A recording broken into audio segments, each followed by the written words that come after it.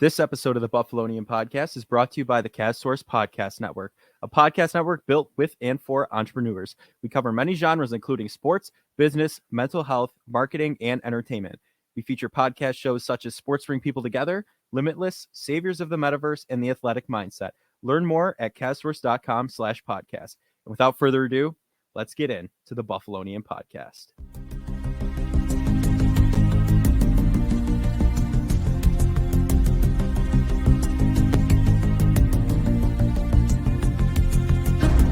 The Buffalo Bills face off against the Green Bay Packers this Sunday night.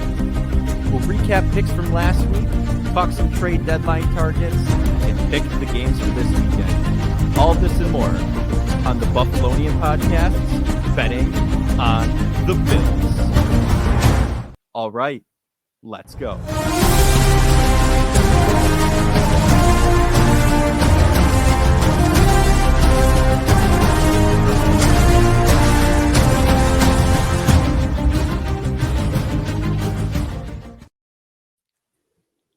We are back with the Buffalonian Podcast. I'm Joe Cali, and as always, I'm joined by Dom Loss and Mike Marino. Video format. We're testing it out for the first time here. Fellas, looking good for the camera. I like the little live thing in the top corner that gives us a countdown at the time. Oh yeah, look at that. Yeah, look Not at gonna lie.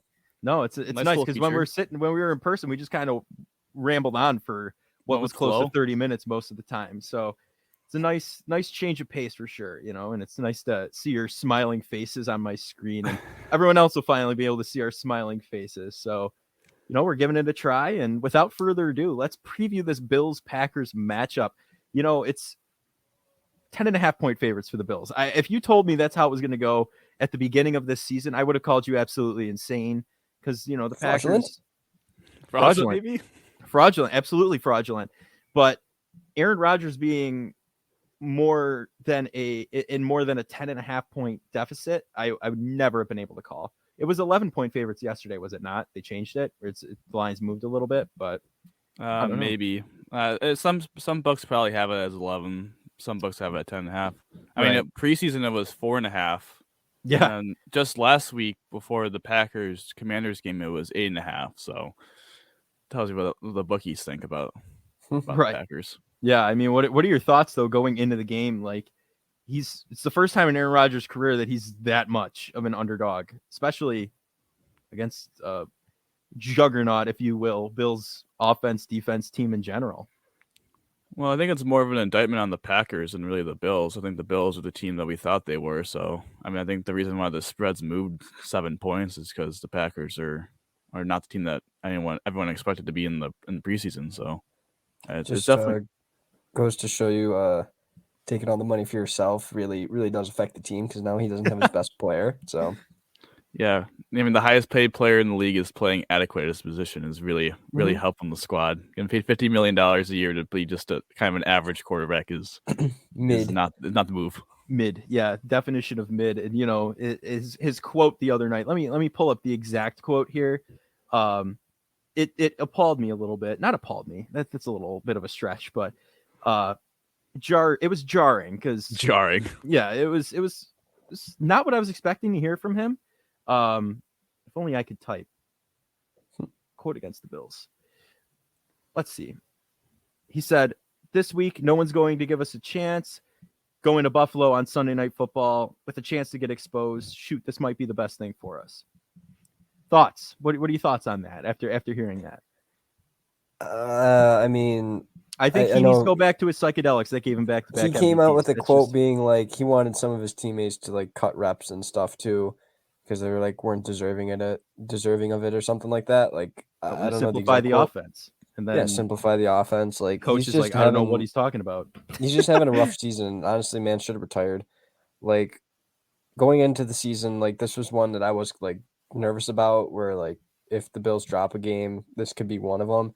But now it's like he doesn't have anyone to throw to, and their defense has not played well.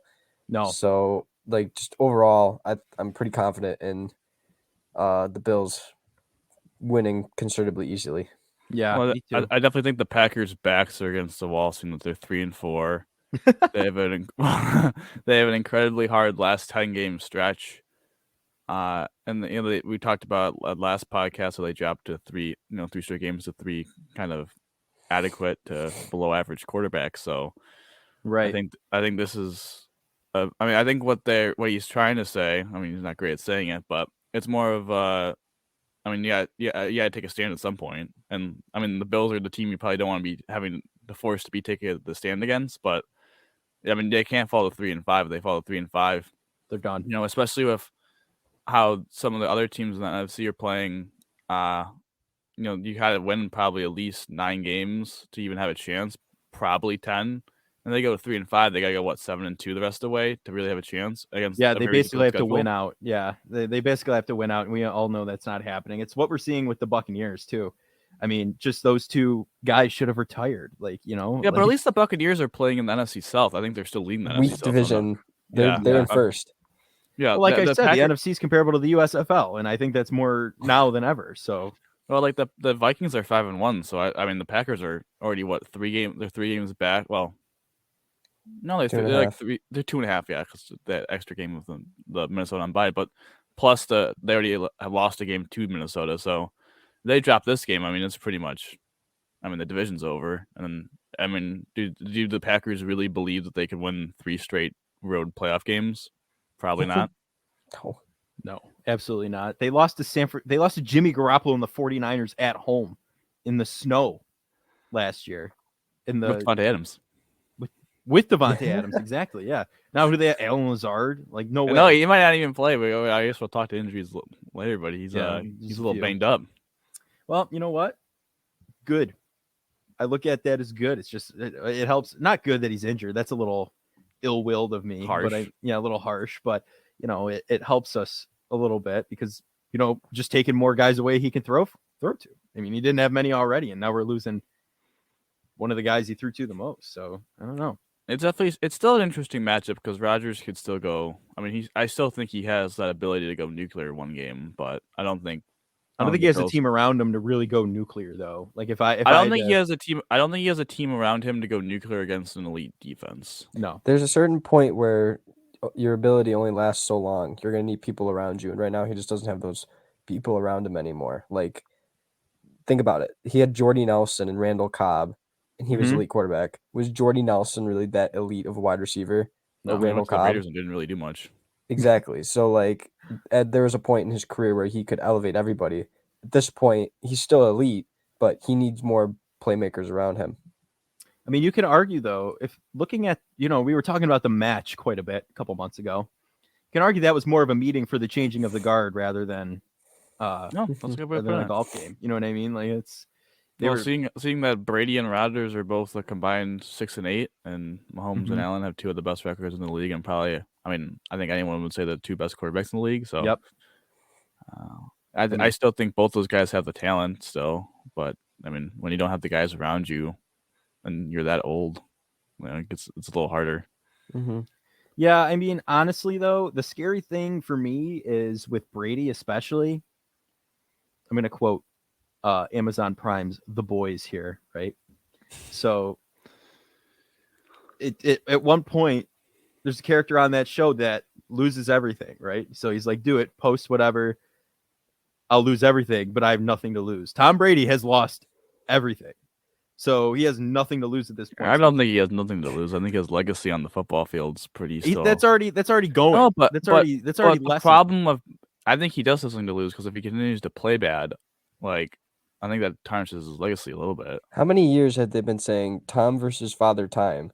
And Tom now Father I don't know, but I've seen a lot of photoshops of Tom Brady with gray hair and a beard, like Father Time on the football field. So, I mean, honestly, he might get more mobile over time if he stays for a while. They'll have Fournette running him around in a wheelchair. So, that'll be. I mean, the Bucs are a whole different story. I think we're gonna get to their game this week, but yeah, the Packers for me are just a team that they just don't have an identity. I mean, their true identity is that they need to become behind AJ Dillon, Aaron Jones, just a run first team. But can you really be a run first team when you have the back-to-back MVP as your quarterback who's the highest paid player in the league? I think that's a little tough, especially with the offensive line a little bit banged up. Obviously, Bakhtiari has been banged up throughout the year. Missed last week because of that surgery. Hasn't had a rest last week, so maybe he comes back for left tackle this week. But we'll see with that one. Yeah, I mean, I don't know. It's just interesting to see. That's for sure. I mean, I don't know. I mean, we look at our injuries though. Trey White is not coming back against the Packers though. Moving into that a little bit, going back to the Bills. It's not the biggest thing because like their top receiver isn't really a threat. And the way Elam's played, Benford's played, Dane's played, right? Like we should be fine. Get him to come back even stronger, even healthier against. Who do we play after Packers? The Jets. The Jets. Yeah, but honestly, we lose this game against the Packers. Game. Yeah, if we lose, that'll be an important division game, and then after that we have the Vikings, and that's going to be a really good game. So let's get them going for that. Yeah. But we got to win this game against the Packers because if we don't, the Jets overtake us in the AFC East. Well, they could overtake us. Well, if they win, they would have to win too. They would have to win. The Patriots. Tre'Davious White though is in a contact practice jersey. He's practicing in a white jersey. That was a good sign for him to get out the red jersey. Yeah. So I think if the Packers were more of a threat, maybe you'd see him play. I don't know. Kind of where my head's at. The Bills. The Bills are one of those teams that I think they take the medicals very seriously. I don't know if any of you guys saw the Steve Smith video of him touring the Buffalo Bills facility. Mm-hmm. See all the medical thing, training facility they have. I think that's. I mean, honestly, being a small market, you have passionate fans, but to get the big fish to come there, if you show that you're willing to take care of them, their health, short and long term, and continue their playing career, I think. I mean, that's probably a big reason why Von Miller came too. Right. Yeah. But I mean, they keep their injury very seriously. I don't know. I mean, if the Packers were a threat, I think maybe Trey goes, but. Especially if Lazard, who's their number one, I think has a shoulder injury. I think Matt LaFleur said he's potentially to miss game or games, so plural. So I doubt he goes. So I just don't think the Bills defensively are afraid of the Packers wide receivers where they need to have the number one corner. But I do think I would be surprised if he doesn't go. I'd be surprised if he doesn't go next week, seeing that they probably want him to have maybe not 100% of the snaps next week against the Jets, but kind of a dress rehearsal before he has to play the Vikings with Jefferson and Thielen. Right. Mm-hmm. No, absolutely.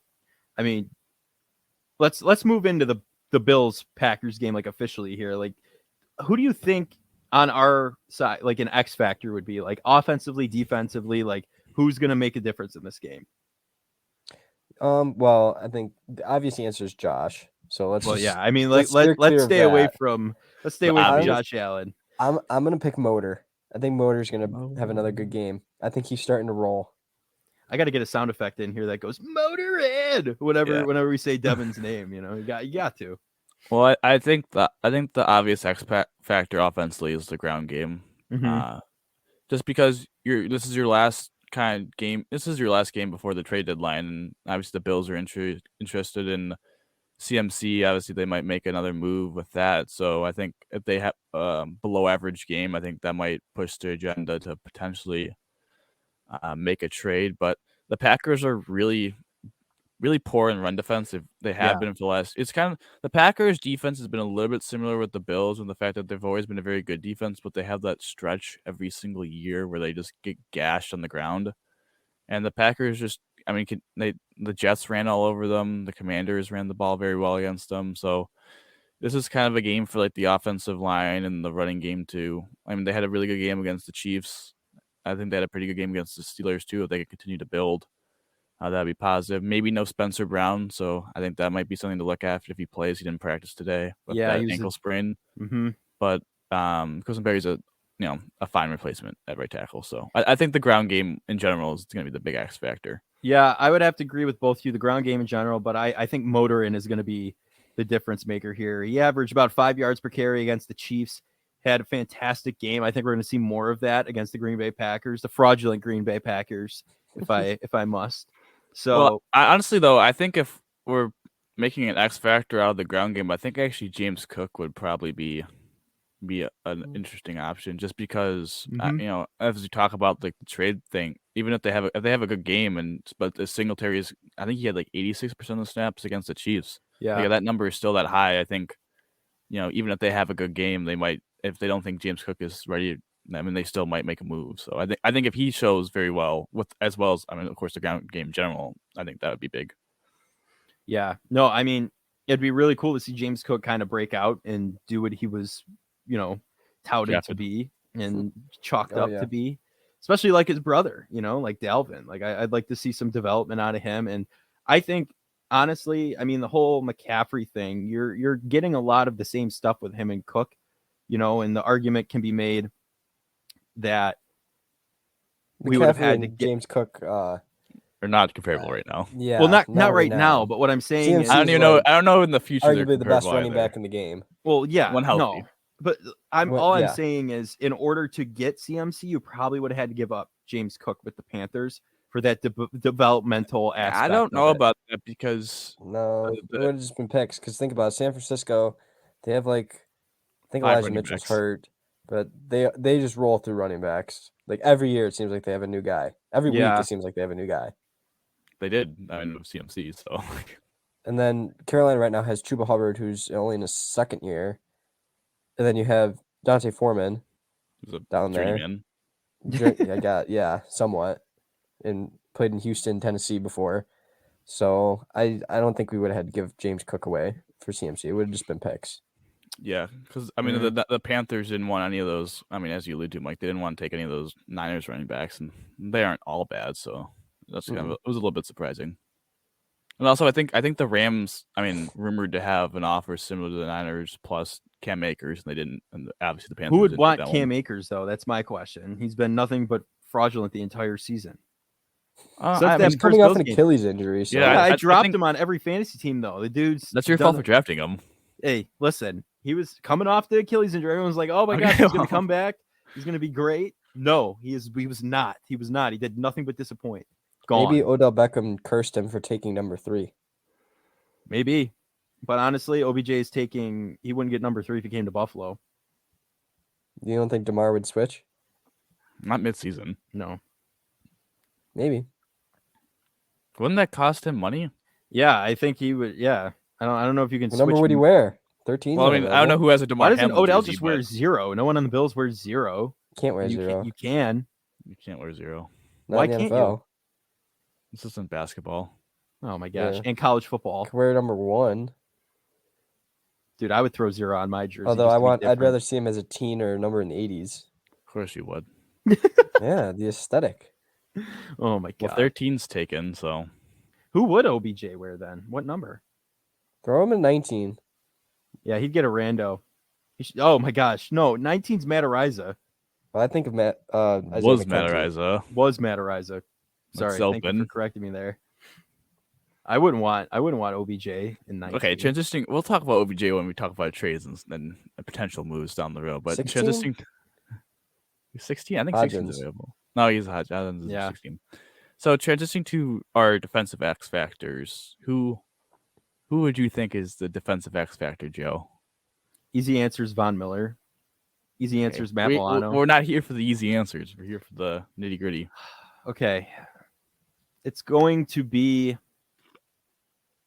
the defensive line. They're going to try run with Aaron Jones the entire game. Aaron Jones, AJ Dillon, the entire game. That's the only offense they have. Little shuttle passes, little screen passes to those guys. They're the two most reliable people on that offense because they don't have any receivers, and they're going to have to get to Rodgers if he does pass, but they're going to have to be serious run defense. That's the X factor's got to be the D line for me. Okay. Yeah, no, it's solid, but I'm thinking. No, he's going a different direction. I'm thinking it's between Dane and Elam because they're going to be battling it out for who's number 2 when Trey comes back. Oh yeah, good one. So whoever plays better gets the number 2. Who do you think that's going to be? Like, if you had to say right now, who would you pick? Kair. Yeah, other than the Steelers game, he was pretty good he was very good against the Chiefs. I know he gave up that touchdown, but that was pretty tight coverage, and that was kind of more of a Mahomes just kind of made magic happen. So he's been very good. I would say no, the cornerback one's a good one. I would say though, I think Greg Rousseau would probably be another one for me, just because we talked about how the Packers might potentially run the ball more, and he's arguably, I know Von Miller is there, but he's arguably their best edge run defender. And I think he's the last couple weeks he still kind of had that pressure on the quarterback, but it hasn't been near it was in the beginning of the year. And so I think it'd be big for him because I think we saw it with the Chiefs. I think it was Vaughn was rushing the left tackle in the beginning of the game, and Rousseau was against Wiley, and it seemed like he wasn't getting home as much, so they switched to at the end of the game, and Vaughn murdered Wiley. So yeah. I still think Groot played very good against the Chiefs. He's a very good run defender. He had some pressures, but I think this is like a week where he's been a little bit quiet. I don't think he's had a sack obviously the last 3 weeks because the bye week counts. But I think this is where he gets a double digit, not double digit, but multi-sack game for. If this man gets are you calling a double digit sack? Oh my goodness! Yeah, Derek Thomas, watch out, bud. Sorry. Oh my gosh! Fun fact about this game, actually, it's the first game, Sunday Night Football game since 2007 that the Bills will have fans at home game. Wow. Because the last one was in the pandemic year. So last Sunday night game, Sunday Night Football specifically. Who'd they play in 2007? What'd you say? Who'd they play? It's a good question. I don't know that part of it, but I mean, all I know is the last one was in 2007. Okay. No, there might have been the Pats one where they got blown out. Oh, yeah. Night. Didn't they lose 56-10 one of those games? Probably was that one. Yeah. No, but in I guess in the playoffs in 2020, the NBC went there, but that was like 5,000 fans for that Baltimore game. So yeah, where we knocked Lamar Jackson out in the end zone. Tremaine. Yeah, buddy, and he's doing pretty well this year. Look at that. Look at that. Dude, it's amazing what the contract extension does. Contract year does to it awakens the beast. Yeah, Marcel Darius. Yeah, and then he got kicked off the team for smoking weed by McDermott and all that stuff. So. Hey, thanks Jacksonville for giving us a pick and taking his entire salary. Yeah, and then he knocked Tyrod Taylor out in the playoff game against Jacksonville that year. No, they won't win that game, so it's all right. No. Peterman came in instantaneously. I don't even want to relive that. Why are we even talking about that right now? The team is not very good, but no, it was Rex and Robbie Ryan's team, and it was so bad. So I think we talked the keys to the success about the Bills running the ball well against a weak Packer front, and stopping those two explosive backs. Well, Aaron Jones is explosive, and AJ Dillon is kind of a bruiser, and not letting Aaron Rodgers. I still think he can have magical moments, so not letting him make those magical moments would be important. But I mean, I feel pretty confident about the Bills just because I don't think the Packers offense I'm afraid of. No, not at all. I mean, again, other than if he goes nuclear, but I don't think the best he will. Weapons Aaron Jones. Best thing he'll do is be Chernobyl. I think that's the only close to nuclear he'll get. He'll implode on himself. So the only thing that would be interesting to see is if Kumaro plays this week. Old teammate.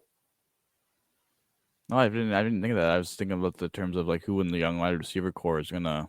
Yeah, it's Aaron Rodgers' old teammate. He was actually talking him up. He was talking about what the Bills have, the weapons they have, and he said Jake Kumaro, and I was like, no, because he's mad at you heard the story. He's mad at the Packers for cutting him. Yeah. Because he praised them and then they cut him. Yeah, and who would they be having right now? Pretty much as a wide receiver one, Jake Kumaro. So no. And the Bills had him. He caught that touchdown, Denver. The Bills cut him. The Saints got him, and the Bills signed him back. So yeah, he's been on a carousel of teams. That's for sure. Good for him. He's found a fun home. So let's talk about MVPs, offensive and defensive MVPs. Okay, I think we go easy on this one because we know who's going to be the offensive. Wait, so MVP. far in the year? No, in the game. Just the game itself. Who's going to be the best player on each side of the ball? Josh Allen. Diggs. You know what? Actually, I'm changing. I think Gabe Davis has a day. I think he does. Stephon Diggs. Yeah, I'll second Diggs. I think they've done a very good job of moving him around this year, especially against a mediocre pass defense. I feel like him and Davis. Yeah, Jerry. I mean, the Packers are just really just an underachieving team because they have a lot of names, but like they just don't get a lot of results. Like Jerry Alexander is supposed to be like one of the top corners in the entire game, and back-to-back like winning plays on that final drive for the Commanders, Terry McLaurin just cooked them. So it's like, no, it's nuts because then you have a team like the Atlanta Falcons with Marcus Mariota that's just completely overachieving for what they were, their players, Well, your boy Gino. Exactly. Drafted the same year as EJ Manuel, and the dude's cooking right now. I can't believe it. Well, Russell Wilson's burning down Empower Field, so Yeah, I think for my defensive MVP though, I gotta pick Groot. I don't think 10 sacks was a little too much when I said it. I think just two is good He enough. surpasses Von Miller on the season in one game. Listen, not unheard of. That would probably surpassed his career total in one game.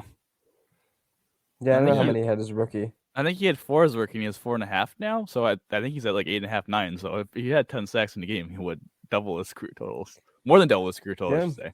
Yeah, you're not wrong. Watch it happen. Now you just spoke it into existence, and it's. I wouldn't complain.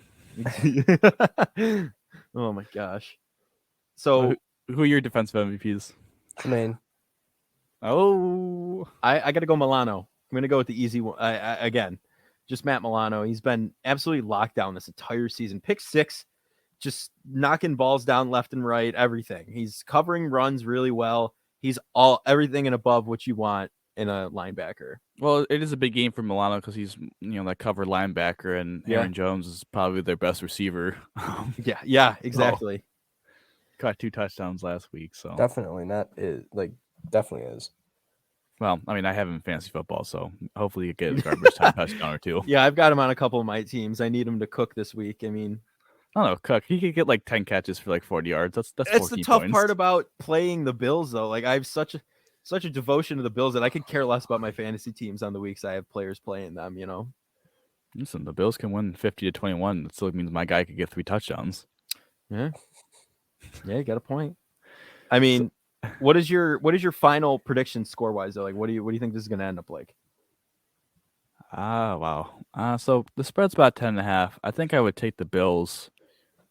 I would take the Bills 28-10. 28-10, 27-10, something like that. You're close to where I was. I was going to say 28-14. 31-17. Ooh. Mike throwing that out there. Look at that. I wish you luck. I hope it's like that. I really do. But I just can't. I think it's 2 touchdowns their way, 4 ours. I think that's just the way it goes. I mean, you had the same score differential. Yeah, just an extra 4. Yeah. Yeah, but you're acting like you just predicted them to win. I like the 31. I like the higher offensive number. I just didn't want to go that high. I think maybe I'm just a little bit after what happened last game to the Chiefs. I don't want to predict a super high total anymore. But listen, actually, you know what? Scratch 28-24. I predicted 45-7. I predicted 45-7 against the Titans. That's 41-7, but no, 45 to what? No, yeah, I predicted 45-7 against the Titans. I was so close. I'm going deep. I'm going deep this one. It's going to be 56-20. 56-20.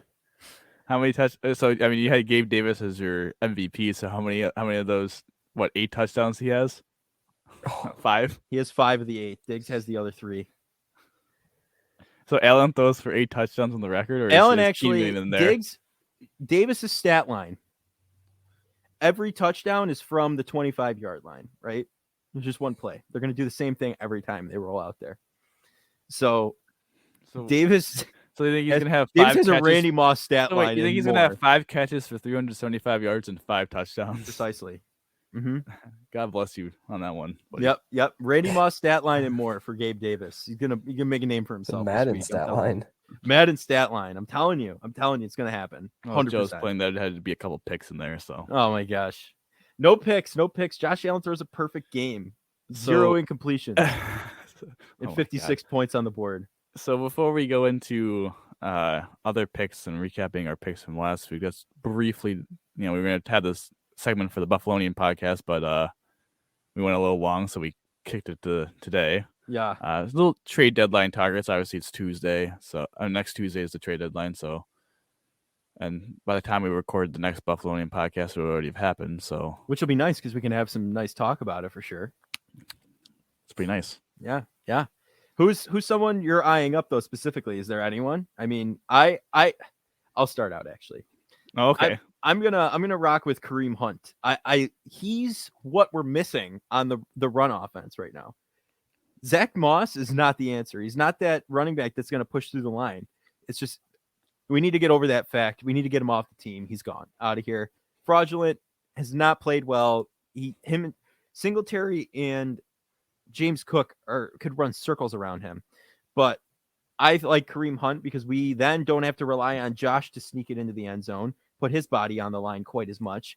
I think having that big-bodied blow through the line running back is what we need, and that's Kareem Hunt. No, that's fair assessment. I would look at Antonio Gibson from Washington because he's kind of like that Christian McCaffrey-esque. You know, we tried to sign J.D. McKissick. This is why we drafted James Cook to be that receiving back. Like, I think Antonio Gibson was a wide receiver in college. So you bring him in, he's that dump-off guy for Allen. Yeah, I think both of you guys make good points. I think Kareem Hunt, they said the rumor was that he could be had for like a 4th-round draft pick. Yeah, something non huge, like minuscule. Yeah, but for the Bills, I mean, if they want to outbid a team, they'd probably have to put their 3rd-round pick in because it'd be probably like in the the 90s, and that's probably where it's basically a high 4th-round pick. Yeah, the 3rd-round pick. But I don't know if the Bills want to do that. Also, with Kareem Hunt's history of domestic abuse, I don't know about that one. Oh, I forgot about that. Yeah, I mean, But listen, I mean that happened a couple years ago, but at the same time, I mean, we had LaShawn McCoy on our team, and he was alleged an abuser. So I mean, true, but with the whole Matt Riza situation, yeah, I don't know if they want to do that one. Yeah, but the Gibson one's fascinating for the fact that obviously the Bills wanted J.D. McKissick, another Washington Commander running back. It was kind of that pass catcher, and then obviously they didn't get him, so they drafted James Cook. And I think James Cook he's progressing, but I think it's slower than probably the Bills want to for this season. So yeah, it wouldn't surprise me if they do make a move for Gibson. Probably wouldn't cost them much either because kind of in the doghouse with obviously Brian Robinson returning and still having McKissick there. Not a lot of reps for him, but if I was to make a move, I would just sign OBJ. Don't to give away any draft capital. Yeah, improve on that wide receiver 3 spot. Could be your wide receiver 2 if unfortunately if Davis or Diggs goes down for a little bit. So I think the Bills would be in trouble if either one of those 2 guys missed a lot of time. So getting an OBJ who doesn't cost any draft capital, wouldn't cost anything long term. If he wants to sign for cheap, try to win wing, I think that'd help the wide receiver. I think the running game is just gonna be what it is, to be completely honest. So like I don't really think it. I mean, if they get an upgrade on the running back position, I don't think it's going to matter that much. It's not going to change too much, yeah. Yeah, with the offensive line, I don't think it'll matter that much. So, yeah. Well, I mean, OBJ definitely what I would want to see, But would you rather have OBJ or Kareem Hunt? OBJ. I think the receiver is a little more necessary. Yeah, at this point, you know what I mean. Like I would like to have that 3rd deep threat that could possibly it's going to open someone up, you've got Diggs, Davis, and OBJ. Are you kidding me? Like, that's dangerous, especially with Josh Allen as your quarterback. Absolutely dangerous. Come on, what about Isaiah McKenzie? Come on. He's got to have a better game than he did last week or 2 weeks ago against the Chiefs. I just think putting McKenzie back to that gadget role, having Shakira go back to being kind of that punt returner role, and then having the other 3, OBJ, Diggs, Davis, and then having Kumaro be the special teamer. I think that's a good 6 right there. Yeah, and then you've got Dawson Knox and Quentin Morris as well for those little slot plays if you want with a big. Yeah, I kind of like this, but Tommy Sweeney's been playing pretty well, so I don't know.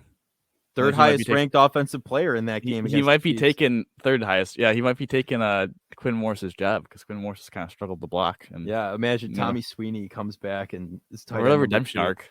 I know. That'd be nuts. But without further ado, we're going to close off the Bills v. Packers prediction part of the Betting on the Bills podcast.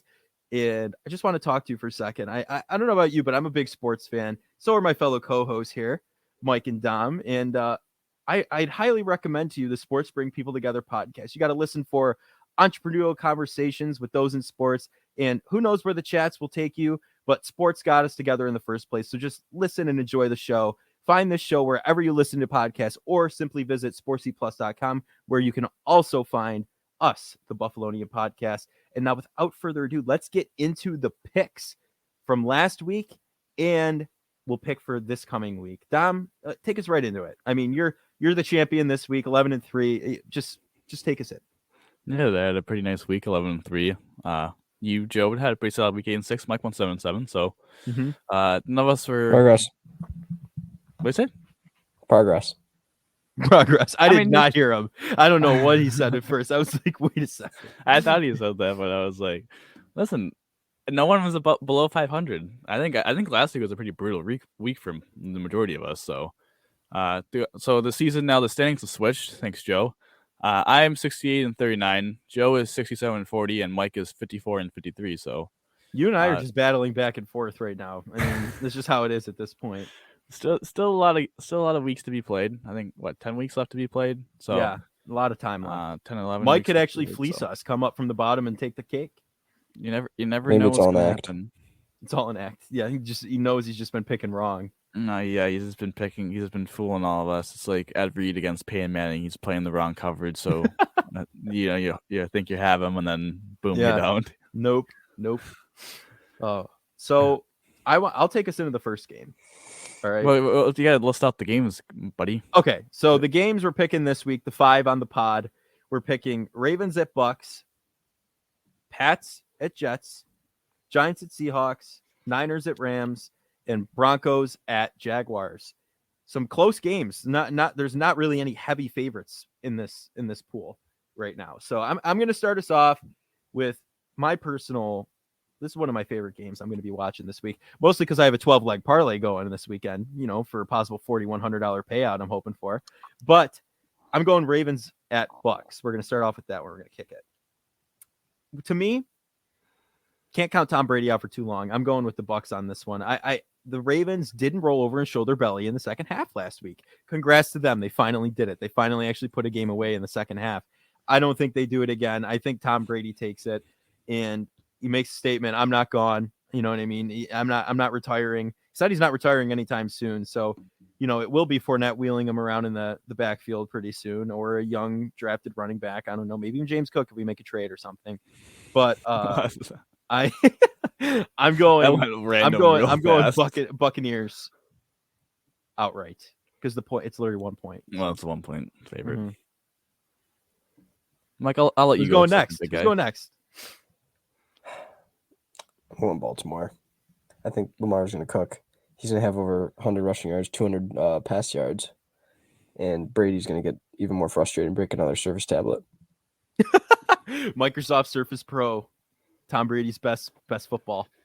Yeah, I think the Ravens are going to win this one. I know it's on the road, but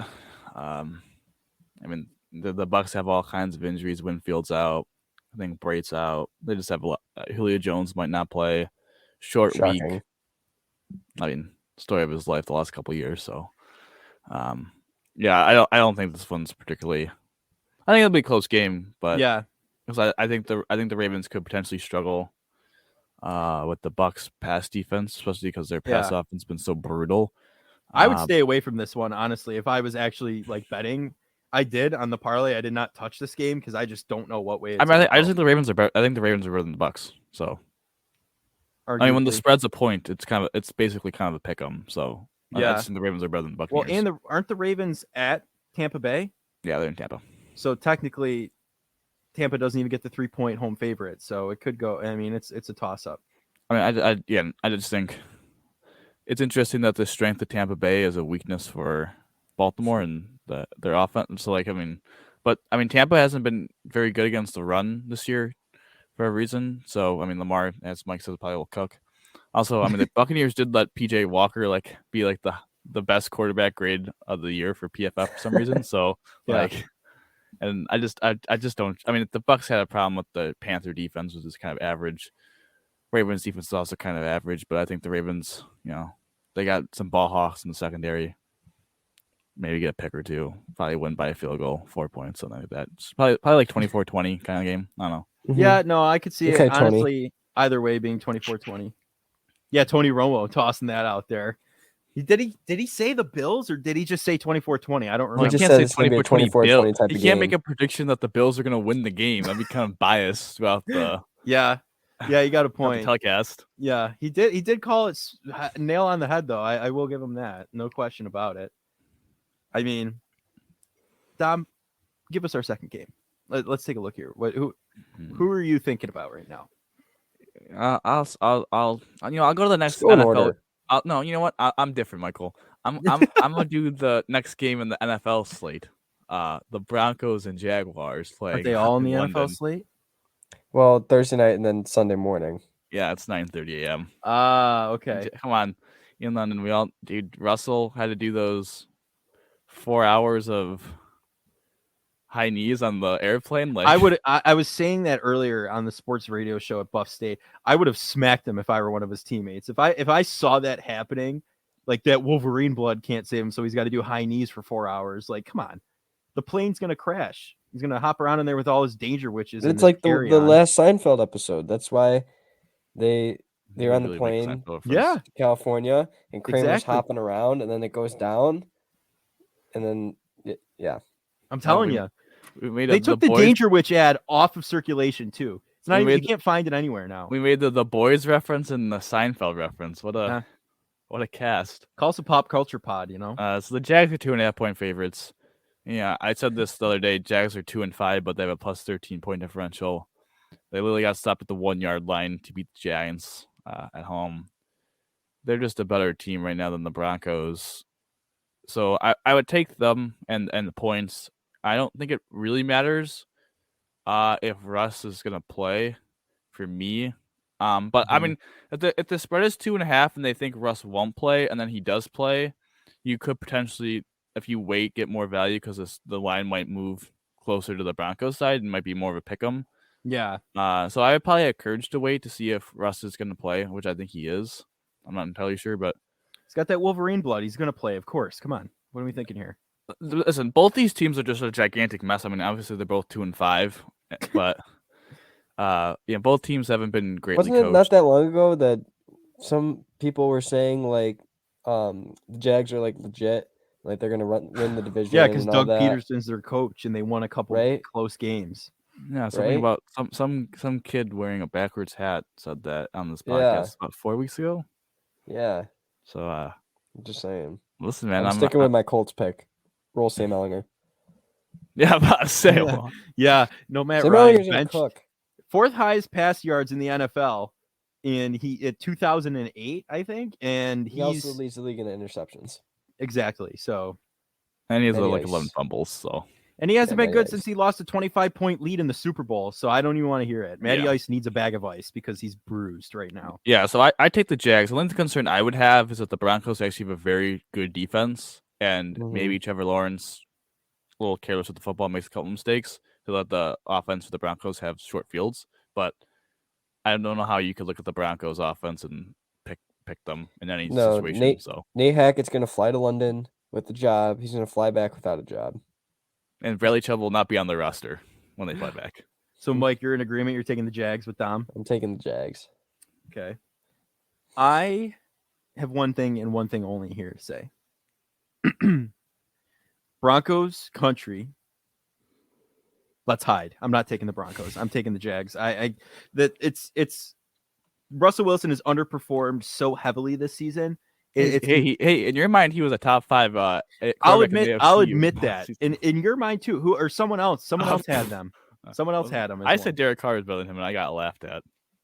Mike, you were on the same page as me, I guess. Before my top 5.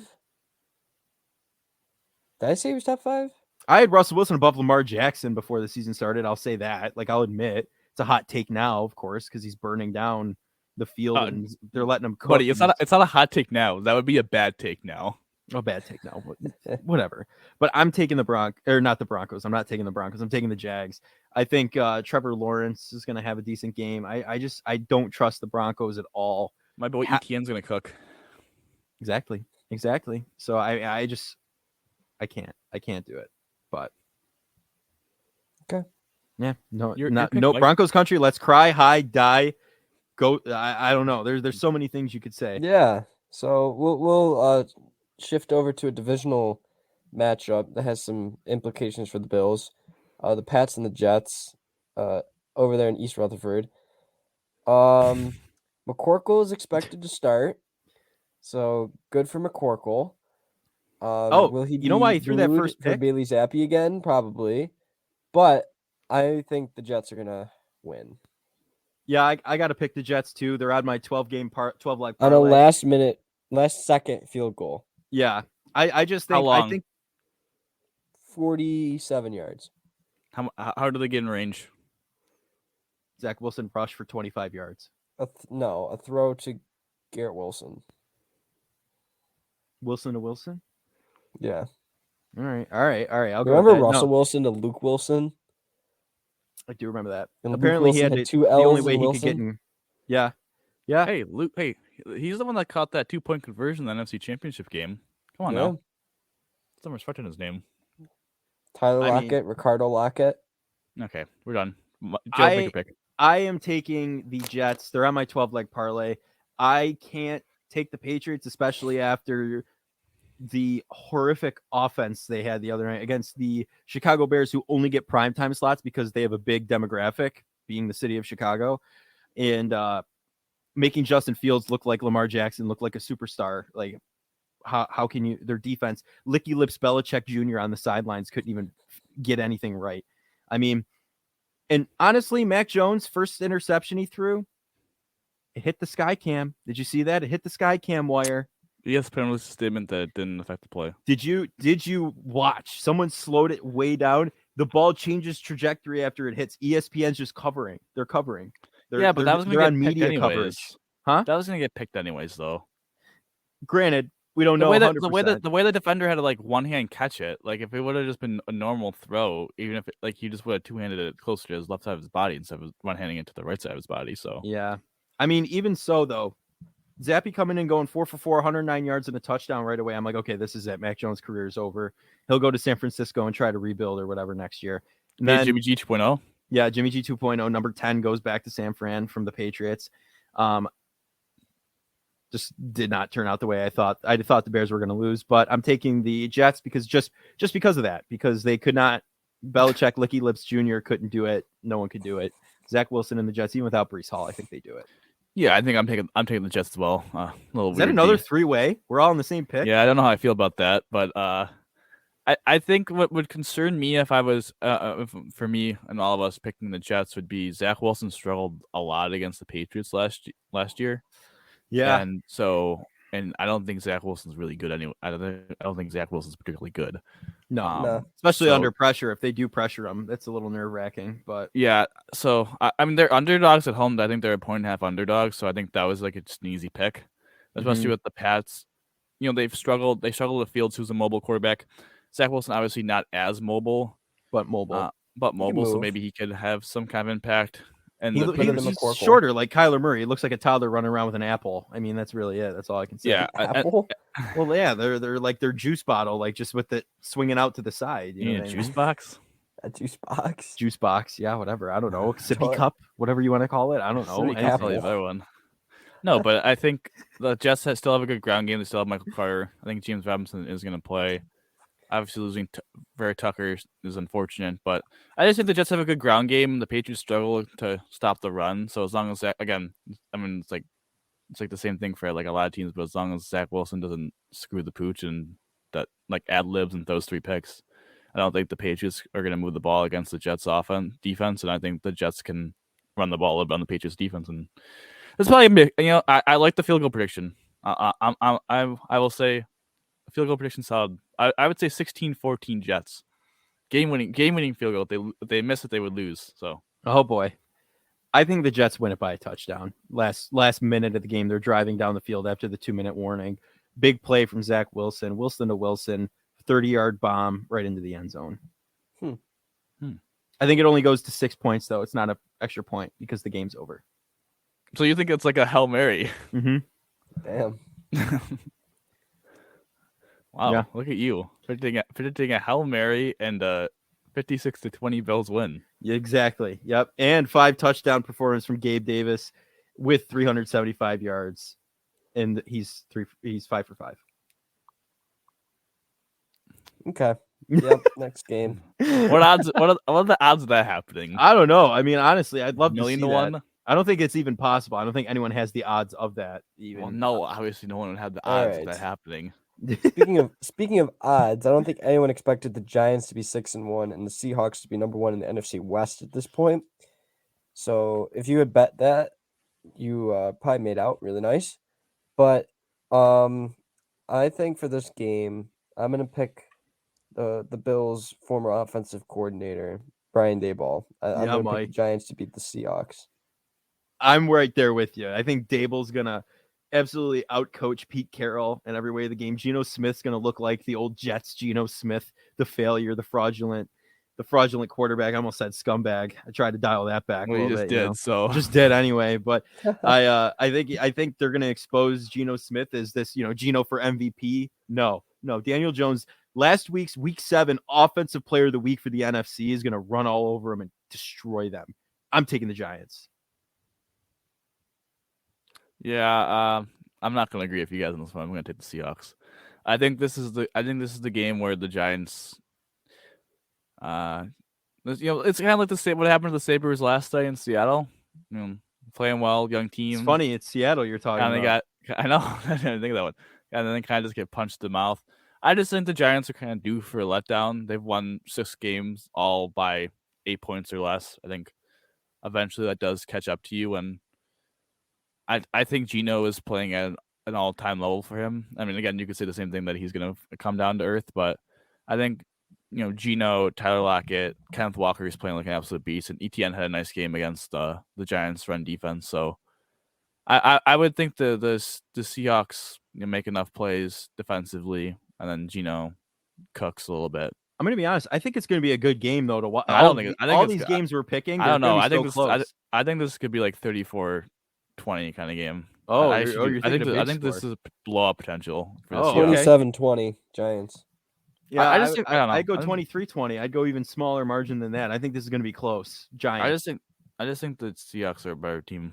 I don't think I think they're very similar teams, but I think the Seahawks are at home, and I think the Seahawks are playing good football. Same thing with the Giants, but I don't know. I just feel like the Giants have gotten pretty lucky to be 6-1, mm-hmm. and the Seahawks have blown some teams out. Like they just blew out the Chargers, and I know the Chargers are banged up, but that was a legit win. Like they killed them. So yeah, I don't know. I just think my boy Geno cooks. Top 5 quarterback in the league right now. Okay, well, hey, listen. Based off the season, he is. Like I don't know what to tell you. We'll move to a team that was the best team in the league last year because they won the Super Bowl. The Rams in a divisional game versus the 49ers. I think we can say both teams have kind of underachieved to what we expected them to be. Well, that their combined records are under 500, I would say yes. Yeah, so, the Rams are kind of in a Super Bowl hangover, and then the 49ers, Jimmy G's mid at best. So this you just like using that word, man. Mike's favorite word. Mine's fraudulent. Mike's is mid. Gotta love it. Mid Mike. But I'm gonna go with the mid 49ers. I think McCaffrey has a little bit of a breakout. This game's in LA, and they're favored by 1.5 points. I'm gonna be honest with you. I'm going with the Niners as well, just based off of how the last game went. They didn't even need a running game. Jimmy G threw all over them, like literally just vommed all over them. Like there was nothing they could do about it. They couldn't stop it. Aaron Donald had a bum game. I am taking the 49ers outright again. They go 2-0 against the Rams this season. Well, they're not underdogs, so you don't know how to take them outright. Yeah, you're right. Yeah, I didn't realize that. I thought you said the Rams were. Sorry, I didn't look at the notes before. I did think it's a little bit. I don't know. I don't love taking road favorites. Oh my god. Especially with Jimmy G as the quarterback. Yeah, but for Jimmy reason, not to say Jimmy G's gonna vom all over the Los Angeles Rams. It's gonna happen. Aaron Donald's gonna be slipping. I think it's gonna be like 20-17 type game for the Niners. The Niners getting a little bit healthy defensively. I think they want to make a statement because they got really embarrassed last week against the Chiefs. I think the Chiefs scored like 6 straight touchdowns against them, and they would have scored like 7 straight. No, they didn't. They scored like 6 out of 7. They scored touchdowns, but it would have been 7 for 7 if the half didn't end. So I don't know. I think the Niners want to make a statement defensively that they are that team that they were the first couple weeks of the year before all those injuries hit. And for a reason, the Rams just can't stop the run whenever they play the Niners. So yeah, and Matt Stafford is arguably been mid, one of the worst quarterbacks. No, I don't even think mid. I think he's arguably been like fraudulent. I don't even know fraudulent. I think he's just been trash. I don't know what to tell you. Oh, I think it's worse than all two of those words. I think it's trash. the Detroit Lions in him is coming out hard. Vigilant. We'll make a word. Vigilant. Also, the fact that they lost their left tackle, who wasn't even good to start with, so they have a backup left tackle in. Right. I think Nick Bosa is going to eat. So I hope you're right. It'll be a close game. About to die. I got to plug her in real fast. Second in the league in sacks right there. Divisional game. I think again we get a game-winning field goal at the buzzer, but this time it's 17-17. So if they missed it, would have went overtime. Okay. 20-17 Niners. That's fair. 26-19 49ers.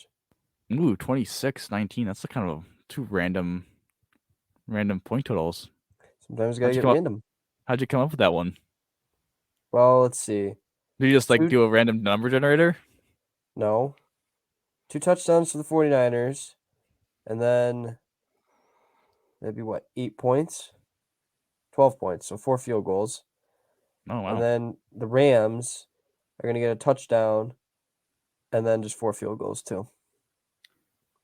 There'll be a lot of kicking. Big. Whoever, should I pick up one of those kickers in fantasy football then? Maybe.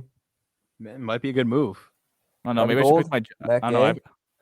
I had the Jets winning 16-14, so I think they had them picking 3 field goals and a game-winning field goal. So I don't know. I might have picked up that guy. Yeah. Do whatever you want, man.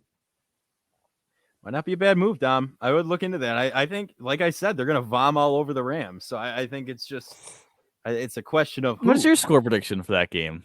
I think it's going to be, let's think, 35-7. I think they're going to kill them. I think they're going to kill them.